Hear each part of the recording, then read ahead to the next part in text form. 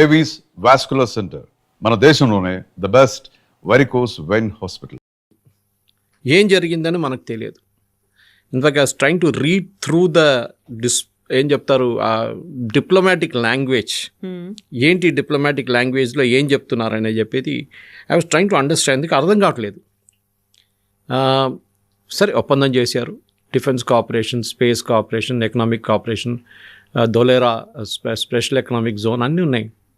16-17 letter of intent sign చేశారు. That to language is different, not memorandum of understanding, letter of intent which is 1 step above memorandum of understanding and 1 step below actual agreement signing. So actual ఒప్పందం చేయలేదు ఇంకా. కానీ ఈ 16 పాయింట్లు discuss చేసి agree చేసినప్పుడు, దాంట్లో సంతకం పెట్టుకున్న డాక్యుమెంట్స్ ఉన్నప్పుడు, అంటే this he's already been discussed before. ఇది ముందే 1 నెల ముందు నుంచే మొదలైంది. డిస్కషన్ కూడా జరిగింది. దాంతో వీళ్ళు అక్కడెక్కడ ఎక్స్చేంజ్ చేసుకుని ఉంటారు draft. Then they would agreed, okay ఈ 16-18 పాయింట్ల మీద మేము సంతకం పెడతాం. ఒక్కొక్క సెక్రటరీ పెడతారు సంతకం వాళ్ళ వైపు నుంచి. ఇక్కడ నుంచి తోడు క్రౌన్ ప్రిన్స్ కూడా వచ్చారు. Is a foreign minister also. అది కాకుండా డిపి పోర్ట్ ట్రస్ట్ వాళ్ళ మెయిన్ పోర్ట్ ట్రస్ట్ వాళ్ళ ఇన్వెస్ట్మెంట్ ఆర్మ్స్. 4వది వాళ్ళ chief of investment Abu Dhabi investment trust. కానీ మిగతా దాంట్లో if you look at the entire thing, వాళ్ళకి $1.7 trillion వాళ్ళ దగ్గర ఇన్వెస్ట్మెంట్ కెపాసిటీ ఉంది డబ్బులు పెట్టడానికి. ఇంత పెద్ద డెలిగేషన్ తీసుకొచ్చి 3.5 గంటల సేపు ఉండి సంతకం చేసి వెళ్ళిపోయారంటే ఏదో జరిగింది. They didn't want to stay for a longer time.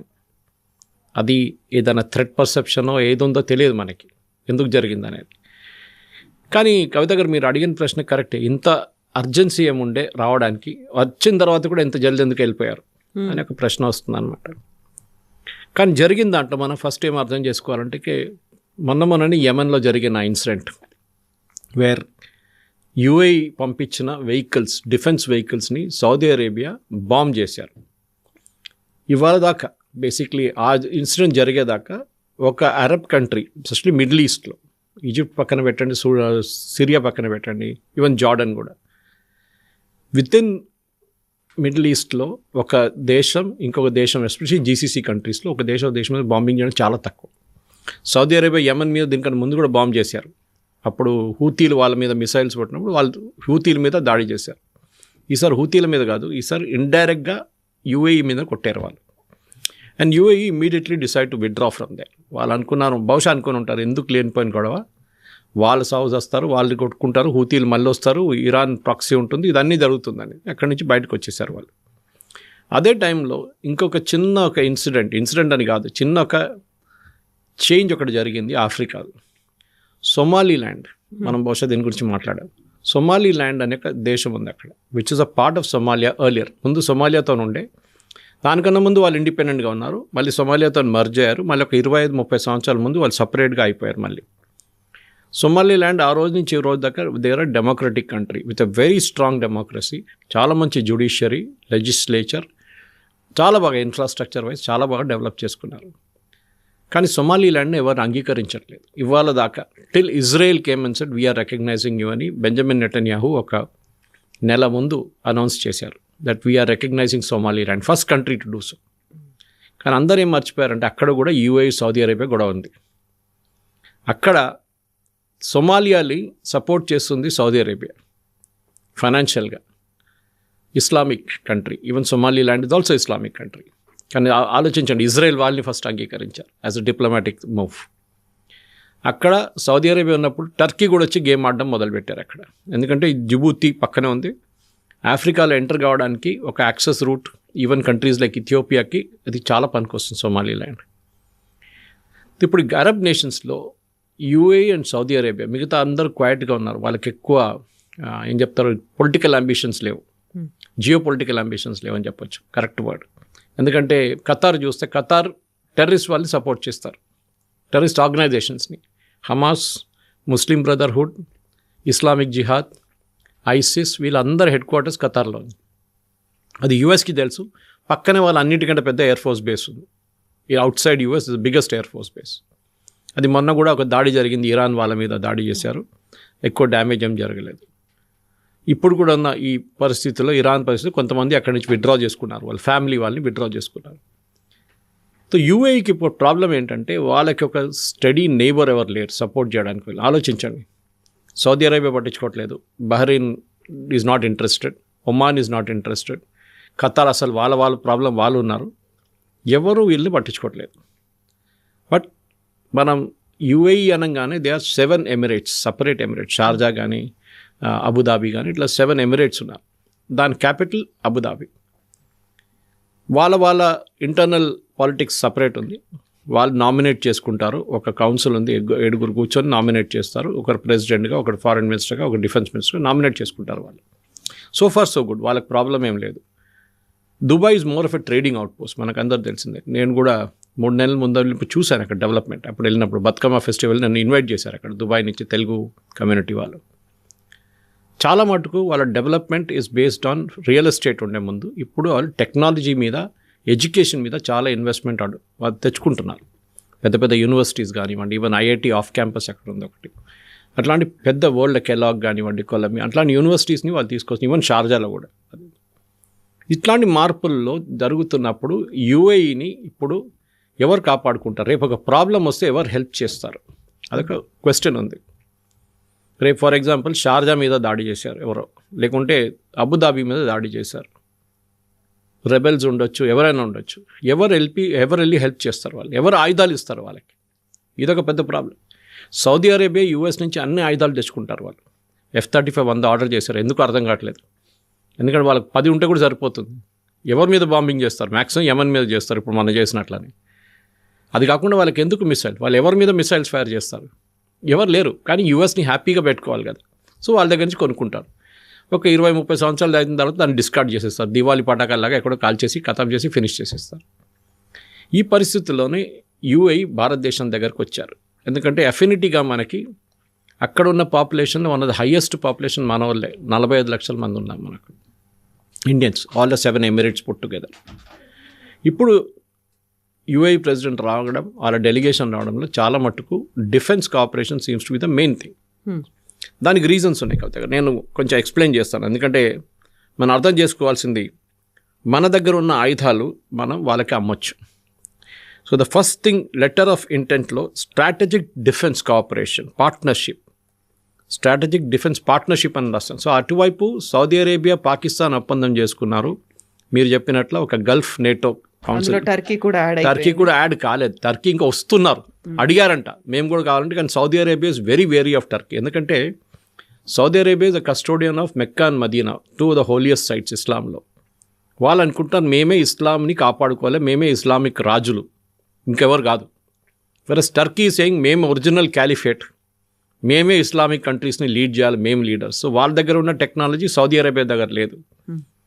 At the same time Pakistan ఏమంటున్నారంటే ఈ అగ్రిమెంట్ యాక్చువల్లీ కొత్త అగ్రిమెంట్ కాదు, చాలామంది దాంట్లో ఒక మిస్కన్సెప్షన్ ఉంది. ఇది ఒక పాత అగ్రిమెంట్ యాక్చువల్లీ, ఆల్మోస్ట్ 2017లోనే ఈ కైండ్ ఆఫ్ ఉంది, వాళ్ళు ఉంది. కానీ ఇప్పుడు దాకా ఏం చేయలేదు. మొన్న పాకిస్తాన్ మీద మనం దాడి చేశాం కదా, అప్పుడు సౌదీ అరేబియా వచ్చారా? రాలేదు, ఎవరు రారు కూడా. ఏ రోజు కూడా Saudi Arabia will not come to protect Pakistan, అది చాలా క్లియర్. అది కావాలంటే యూఎస్ చూసుకుంటారు. మొన్న చేసినట్లనే వాళ్ళు సీజ్ ఫైర్ తీసుకొచ్చి ఖతం చేసేస్తారు, ఫినిష్ చేసేస్తారు, అక్కడే ఏది జరిగినా యుద్ధం అక్కడ. సో డిఫెన్స్ పార్ట్నర్షిప్లో చాలా మటుకు strategic and heighten geopolitical churn in West Asia. Language, ministry of external affairs language నేను చదువుతాను, అండ్ పర్షియన్ గల్ఫ్. ఈ రీజన్లో మొత్తం జరుగుతున్న ఒక పెద్ద ఏం చెప్తారు, ఒక పొలిటికల్ టర్న్ తీసుకుంటుంది. ఇప్పుడు దాకా చాలా పీస్ఫుల్గా ఉన్న ఏరియాని సడన్గా సౌదీ అరేబియా యూఏఈ టెన్షన్లో మీరు మా వైపు ఉన్నారా, మీరు వాళ్ళ వైపు ఉన్నారా అని చెప్పి ఒక డిఫరెన్స్ వచ్చేస్తుంది అనమాట. ఈ ఇంటెంట్లోనే మనకు చాలా మటుకు అర్థం చేసుకోవాల్సిందంటే 1-2 మేజర్ చేంజెస్ నేను దాని గురించి చెప్తాను కవిత గారు. డిఫెన్స్లో ఒకటి, మన వైపు నుంచి ఉన్న ప్రొడక్షన్ని మనం యూఏఈకి అమ్మబోతున్నాం. అది ఏదైనా ఉండొచ్చు, మిసైల్స్ ఉండొచ్చు, డ్రోన్స్ ఉండొచ్చు, ఏదైనా. స్ట్రాటజిక్ డిఫెన్స్ పార్ట్నర్షిప్లో మనం తయారు చేస్తున్న defence equipment we can cell to UAE. ఎవరు రెస్ట్రిక్షన్ లేదు మనకి. పాకిస్తాన్కి రెస్ట్రిక్షన్ ఉంది, ఎందుకంటే వాళ్ళు యూఎస్ ఎప్పుడు వాళ్ళని కంట్రోల్ చేస్తూనే ఉంటారు, వాళ్ళు ఎప్పుడు ఎవరికి అమ్ముతారు. అని ఇప్పుడు కూడా మొన్న కూడా ఏం చెప్పారు, we will extend our nuclear umbrella to Saudi Arabia అన్నారు అగ్రిమెంట్ ప్రకారం. వాళ్ళు చేయకూడదు, they have no right to do it. International లాలో అది అలౌడ్ కాదు. మీ న్యూక్లియర్ వెపన్ ఏదో సూపర్ మార్కెట్లో వెళ్ళి అమ్మడానికి పెట్టుకోలేదు మీరు, so you cannot do it. కానీ ఎవరు సీరియస్గా వాళ్ళు తీసుకోరు పాకిస్తాన్, వాళ్ళు చెప్పినప్పుడు ఎవరు పట్టించుకోరు వాళ్ళని. ఈ స్ట్రాటజిక్ డిఫెన్స్ పార్ట్నర్షిప్లో మనం ఒక అగ్రిమెంట్ సైన్ చేశాం అనమాట. దాంట్లో we will supply missiles, we will do joint exercises. ఇప్పుడు జాయింట్ ఒక డెజర్ట్ సైక్లోన్ అని చెప్పి ఒక జాయింట్ ఎక్సర్సైజ్ చేయబోతున్నాం యూఏఈతో, వాళ్ళ ఆర్మీ, వాళ్ళ ఎయిర్ ఫోర్స్, వాళ్ళ నేవీతోని మనం కూడా we'll participate in joint exercise. That is very very different. దీనికన్నా ముందు జరిగిన అన్నిటికంటే చాలా డిఫరెంట్ ఇది. మన యూజువల్ ఎక్సర్సైజ్ ఆస్ట్రేలియాతోనో, యూఎస్తోనో, యూకేతోనో చేస్తూనే ఉంటాం మనం. కానీ ఫస్ట్ టైం వీఆర్ డూయింగ్, దీనికి ముందు చేసాం కానీ it was a joint exercise. ఈసారి ఓన్లీ విత్ యూఏఈ మనం చేయబోతున్నాం అనమాట. ఇంకోటి చాలా important, intelligence sharing and counter terrorism. నిన్న జరిగిన ఒప్పందంలో చాలా క్లియర్గా చెప్పారు, we condemn all forms of terrorism. And FATF లిస్ట్లో మేము ఏ దేశం టెర్రరిజంని స్పాన్సర్ చేస్తున్నారో వాళ్ళ వ్యతిరేకంగా ఎఫ్ఏటిఎఫ్ లిస్ట్లో వాళ్ళని తీసుకొస్తాం. అంటే ఎఫ్ఏటిఎఫ్ అంటే మీకు it is a list which is financial action task force. అంటే మీరు ఒక టెర్రరిస్ట్ గ్రూప్ని ఫండ్ చేస్తున్నారంటే మీరు ఆ లిస్ట్లో వచ్చేస్తారు. పాకిస్తాన్ మొన్నదాకా ఉండే గ్రే లిస్ట్ అంటారు దాన్ని, గ్రేలో ఉన్నారు. దాని తర్వాత బ్లాక్లో అయితే టోటలీ బ్లాక్ లిస్ట్. కానీ స్ట్రేంజ్లీ ఖతార్ ఆ లిస్ట్లో లేరు, ఎందుకంటే వాళ్ళు యూఎస్ మీద ఇన్ఫ్లుయెన్స్ యూజ్ చేసుకుంటారు. మేము వీళ్ళని కంట్రోల్ చేయడానికి మా దగ్గర పెట్టుకున్నాం, లేకుంటే వీళ్ళు వెళ్ళి ఎక్కడ బాంబు వేస్తారు మాకు తెలియదు, మా దగ్గర కూర్చుంటే చేయరు కదా అని చెప్పేసి. ఇది ఖతార్ లాజిక్ అన్నమాట. సో ఎఫ్ఏటిఎఫ్ కింద కూడా తీసుకొస్తాం చాలా క్లియర్గా, this is aimed at Pakistan. మొన్న కూడా సేమ్ యూఏఈ ప్రెసిడెంట్ అక్కడ వెళ్ళినప్పుడు వెన్ హీ వాజ్ దేర్, ఆ టైంలో ఈ సౌదీ అరేబియాతో గొడవ జరిగింది కవిత గారు. ఇమ్మీడియట్ ఆయన అక్కడ ఉన్నప్పుడు Pakistan gave a statement saying we're supporting Saudi Arabia. ఆలోచించండి, మీ హెడ్ ఆఫ్ స్టేట్ అక్కడ ఉన్నారు, UAE president is the Sheikh Mohammed bin Zayed. అక్కడ ఉన్న టైంలో పాకిస్తాన్ ఒక స్టేట్మెంట్ ఇస్తున్నారు that we support Saudi Arabia. Yemen బాంబింగ్లో సౌదీ అరేబియాని మేము సపోర్ట్ చేస్తున్నాం. UAE president sitting right in Pakistan. That is the big diplomatic disaster. దాని తర్వాత బహుశా ఈ డిసిషన్ తీసుకున్నారు that he will come to India. Announce చేయలేదు, ఎందుకంటే ముందు అనౌన్స్ చేశారనుకోండి what would happened is US pressure పెడుతుండే ఆయన మీద, మీరు వెళ్ళకూడదు ఇండియాకి, మళ్ళీ అది ప్రాబ్లం అవుతుంది పాకిస్తాన్తో, అది అవుతుంది ఇది అవుతుంది, సౌదీ అరేబియాతో ఇష్యూ అవుతుంది, ప్లీజ్ డోంట్ గో అని చెప్పి ఆయన మీద ఫుల్ ప్రెషర్ పెడతారు. దానికోసం ఈ విజిట్ని టోటలీ సీక్రెట్గా పెట్టుకున్నారు. జస్ట్ 2 రోజుల ముందు అనౌన్స్ చేశారు, వచ్చారు, మీరు చెప్పినట్లు 3.5 గంటలు ఉన్నారు, దాని తర్వాత వెళ్ళిపోయారు. ఈ was not coming from a third country, ఏదో వస్తున్న రూట్లో దిగేసి కొంచెం బ్రేక్ తీసుకొని స్టాప్ ఓవర్ లాగా కాదు, ఓన్లీ దీనికోసం వచ్చి అక్కడికే మళ్ళీ రిటర్న్ వెళ్ళిపోయారు. ఇది చాలా ఇంపార్టెంట్, ఎందుకంటే యూజువలీ డిప్లొమాటిక్ విజిట్స్లో యూఎస్ ప్రెసిడెంట్ కానీ ఎవరైనా కానీ వాళ్ళు 3-4 కంట్రీలు విజిట్ చేస్తారు. కానీ ఇక్కడ sheikh was very clear that ఆయన ఒకటే కంట్రీకి వస్తున్నారు, is not going to Pakistan after that. దీనికన్నా ముందు వెన్ ఎంబీఎస్ ఇండియాకి వస్తున్నప్పుడు పాకిస్తాన్ ఆయన రిక్వెస్ట్ చేశారు, మీరు వెళ్తున్నో లేకుంటే రిటర్న్ వస్తున్నో మా దగ్గర దిగండి ఇస్లామాబాద్లో. ఈ సెడ్ నో. ఆయన వెళ్ళారు, తర్వాత ఒక 15 రోజుల తర్వాత పాకిస్తాన్కి వచ్చారు. సో యూఏఈలో కూడా ఇప్పుడు చూడండి మీరు, పాకిస్తానీ సిటిజన్స్కి వీసాస్ ఇవ్వట్లేదు. బంగ్లాదేశ్, పాకిస్తాన్ చాలా నేషన్స్కి వీసా ఇవ్వట్లేదు. In fact today they made more changes వాళ్ళ వీసా రూల్స్లో, అక్కడున్న ఇమిగ్రేషన్ రూల్స్లో చాలా మటుకు మార్పులు తీసుకొచ్చారు టెక్నాలజీ వైస్. ఇవాళ మనం కూడా, నేను వెళ్ళినప్పుడు కూడా మనం యూజువలీ మన ఇమిగ్రేషన్ వాళ్ళు స్టాంప్ కొడతారు. Saudi Arabia is remove that, UAE is remove that. వాళ్ళు మన ఫేస్ స్కాన్ చేసుకుంటారు and once you're scanned on that, మీరు ఎప్పుడు వచ్చి ఎప్పుడు వెళ్తుకొని మిమ్మల్ని అక్కడ that camera will register you. Return వచ్చినప్పుడు కూడా స్టాంప్ కొట్టలేదు, this no stamp on that. మనం ఇంకా ఆ స్టేట్కి రాలేదమ్మా మనం. సో ఆ చేంజెస్ వాళ్ళు తీసుకొస్తున్నారు. They are seeing terrorism as a threat. దానికోసమే వాళ్ళు పాకిస్తాన్, బంగ్లాదేశ్ ఇట్లాంటి దేశాల నుంచి వచ్చిన వాళ్ళకి వీసా ఇప్పుడు ఇవ్వట్లేదు. ఉన్న వాళ్ళు ఉన్నారు కానీ కొత్త వాళ్ళకి ఇవ్వట్లేదు అక్కడ. సో ఈ డిఫెన్స్, ఈ ఎల్ఓఐ సైన్ చేసిన letter of intent is very very important. బహుశా మన దగ్గర ఉన్న మిసైల్ కేపబిలిటీస్ మనం వాళ్ళకి అమ్మవచ్చు, including BrahMos. We can sell it to UAE. ఇది కాకుండా నెక్స్ట్ ఒకటి స్ట్రాటజిక్ డిఫెన్స్ పార్ట్నర్షిప్లో industrial collaboration, defence industrial collaboration. మన దగ్గర ఉన్న డిఆర్డిఓ, బీడిఎల్, హెచ్ఏఎల్, మన దగ్గర ఉన్న ఆర్డినెన్స్ ఫ్యాక్టరీస్, ఇక్కడ ప్రొడ్యూస్ చేస్తున్న ఎక్విప్మెంట్ని వాళ్ళు పెట్టుబడి పెడతారో చూడాల్సింది. పెట్టుబడి పెడితే then we can actually make more equipment. దాన్ని మనం అమ్మచ్చు యూఏఈకి, వాళ్ళకి అమ్మచ్చు అనమాట. ఇది చాలా ఇంపార్టెంట్, ఎందుకంటే సౌదీ అరేబియా, పాకిస్తాన్ డీల్లో కూడా ఈ మాట అన్నారు వాళ్ళు, దాన్ని మేము జాయింట్గా ప్రొడ్యూస్ చేస్తామని చెప్పి. పాకిస్తాన్ స్టేట్మెంట్ ఇచ్చేసి సౌదీ అరేబియా చేయలేదు, పాకిస్తాన్ మేడ్ ద స్టేట్మెంట్. ఎందుకంటే టర్కీ, మీరు అటు చెప్పారు చూడు, టర్కీ, ఇక్కడ టర్కీ రోల్ వస్తుంది. టర్కీ డ్రోన్ టెక్నాలజీలో దే ఆర్ ఎక్స్పర్ట్స్, షిప్ బిల్డింగ్లో దే ఆర్ ఎక్స్పర్ట్స్, చాలా సంవత్సరాల నుంచి వాళ్ళు అది చేసుకొని వస్తున్నారు వాళ్ళు. పాకిస్తాన్కి ఇది 2 లేవు, పాకిస్తాన్కి అమ్ముతారు. ఇప్పుడు చూడండి, పాకిస్తాన్ ఏమంటారు, మేము J-17 అమ్ముతున్నాం, J-15 అమ్ముతున్నాం. మీరు తయారు చేయకపోతే మీరు ఎట్లా అమ్ముతున్నారు? వాళ్ళు ఏం చేస్తున్నారు, చైనా దగ్గర తీసుకొచ్చి they selling it to third country, Philippines కానీ వాళ్ళకి ఇండోనేషియా లాంటి కంట్రీస్కి ప్రపోజ్ చేస్తున్నారు. ఎందుకంటే డైరెక్ట్ సేల్స్ అలౌడ్ కాదు చైనా నుంచి, సో ఇండైరెక్ట్గా తీసుకొస్తున్నారు అనమాట. ఇది ఉన్నప్పుడు నెక్స్ట్ వన్ ఇంకోటి, ఈ ధులేరా అని చెప్పి గుజరాత్లో they are setting up particular strategic alliance అన్నమాట, ఇన్ఫ్రాస్ట్రక్చర్ ప్రాజెక్ట్స్ కోసం. అక్కడ అన్ని మీరు Emirates is the biggest, one of the biggest airlines in the world ఇప్పుడు. కానీ మెయింటెనెన్స్ ఫెసిలిటీ వాళ్ళ దగ్గర దుబాయ్లో ఉంది ఆల్రెడీ, దే కూడా హ్యూజ్ MRO ఫెసిలిటీ. కొత్తది ఏం ప్లాన్ చేస్తున్నారంటే, now they want to set it up in India also. ఇక్కడ ఒక పైలట్ ట్రైనింగ్ ఫెసిలిటీ కానీ, ఇక్కడ ఒక MRO facility, that is maintenance, repair and overhaul of aircraft, అది భారతదేశంలో కూడా చేయొచ్చు అని చెప్పి ప్రపోజ్ చేస్తున్నారు. అదే కాకుండా ఎనర్జీ, ఇప్పుడు ఈ అగ్రిమెంట్, ఈ ఒప్పందం ప్రకారం 0.5 మిలియన్ మెట్రిక్ టన్స్ LNG మనం వాళ్ళ దగ్గర నుంచి ఇంపోర్ట్ చేయబోతుంది. They don't have much of oil, వాళ్ళ దగ్గర LNG ఉంది. అండ్ దట్ టు దుబాయ్లో ఆయిల్ లేదు, but other Emirates have gas. మనం ఇప్పుడు కూడా అన్నిటికంటే పెద్ద ఎక్స్పోర్ట్ వీఆర్ ఫ్రమ్ ఖతర్ నుంచి. Qatar is a biggest producer of it. So ఇప్పుడు మన దగ్గర ఇప్పుడున్న సేల్, మన వరల్డ్లో నంబర్ 3 పొజిషన్లో ఉన్నారు UAE మనతో ట్రేడ్లో. Number 1 is US, number 2 is China, number 3 is UAE. $100 billion trade ఉంది మనకి UAEకి. దాన్ని Modi garu and Sheikh have agreed that we will take it to 200 million in 6 years. 6 సంవత్సరాల్లో దాన్ని డబుల్ చేయబోతున్నామని చెప్పి. బికాజ్ దుబాయ్ ఎట్లా అంటే కన్జంప్షన్ కన్నా ఎక్కువ వాళ్ళు ట్రేడింగ్ పోస్ట్, వాళ్ళ దగ్గర వస్తుంది, ఇక్కడికి వెళ్ళిపోతుంది అది అని. Even gold is like that. South Africa ఎక్కడి నుంచో బంగారం వస్తుంది, అక్కడి నుంచి మన దేశానికి వస్తుంది UAE నుంచి.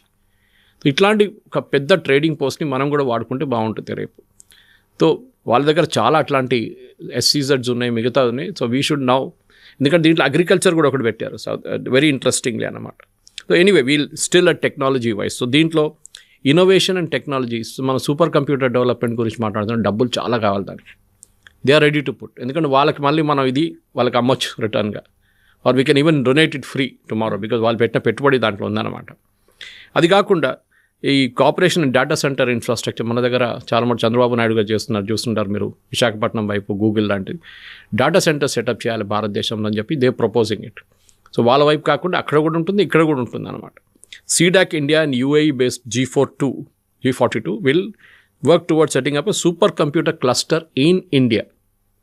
భారతదేశంలో ఒక సూపర్ కంప్యూటర్ క్లస్టర్ సెటప్ చేస్తున్నారని వాళ్ళకు ఒప్పందం చేసుకుని లెటర్ ఆఫ్ ఇంటెంట్. ఇదంతా తర్వాత ట్రాన్స్లేట్ అవుతుంది ఇంటూ యాక్చువల్ యాక్షన్. ఎందుకంటే ఒక్క పేజ్ సైన్ చేసిన లెటర్ ఆఫ్ ఇంటెంట్ని యాక్చువల్ అగ్రిమెంట్కి వచ్చినప్పుడు 300-500 పేజ్ల అగ్రిమెంట్ ఉంటుంది, సాలిడ్ లీగల్ అగ్రిమెంట్ ఉంటుంది అనమాట.